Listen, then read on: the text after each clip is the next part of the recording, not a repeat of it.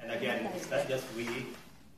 You can actually look it up on the internet, and you can find generally this same principles, the same characteristics being espoused by international organizations, etc.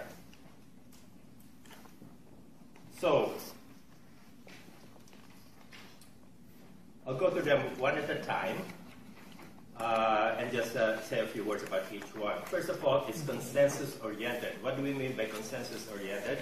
I think generally what we're talking about when we say consensus-oriented is, first of all, the acceptance that there's diversity of opinion, but you have a choice when there's diversity of opinion. You have a choice to say, okay, majority wins, I've got 51%, I win, I'm done.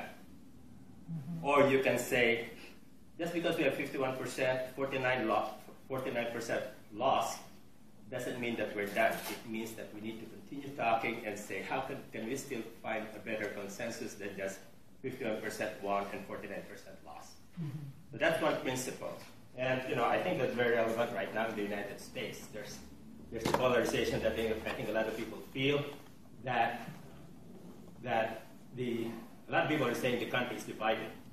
That's probably because there's not enough seeking of consensus.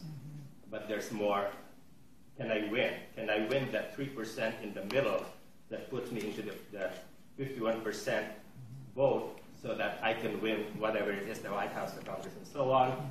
And if I win, then I don't care about the 49% or 48%. So basically that's what that's all about. Participatory, again, it's very much related to consensus. Participatory says that, hey, everybody should have a say somewhat in what's going on. Nobody should be so marginalized so that they really can't really participate in the governance anymore. Following the rule of law, again, that's something very basic. We'd like to be able to accept that we are past the age of ruling by decree, by the kings and by the emperors of the past. We don't say anymore, this country is run by king so-and-so, This country is run by laws, not anymore by the whims of specific people. Effective and efficient, that's still important. Besides all the other characteristics that's in there, we're saying that even though we try to make everything as consensual as possible and participatory and so on, we still need to be effective, we still need to be efficient, we still need to be able to use the resources as efficiently as we can.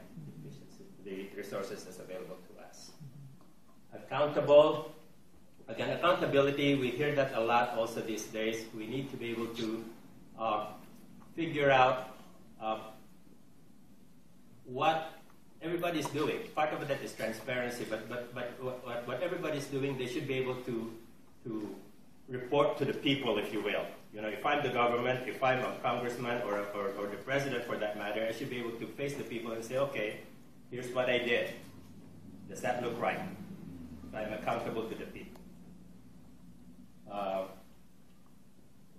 Transparency is extremely important. Extremely important because, again, from some of our experience in the Philippines, for those of us who grew up there, we know that there's some things that we really don't know what's going on. We see some things in the media and say, okay, these are the facts, or these other things are the facts, but we're really not sure.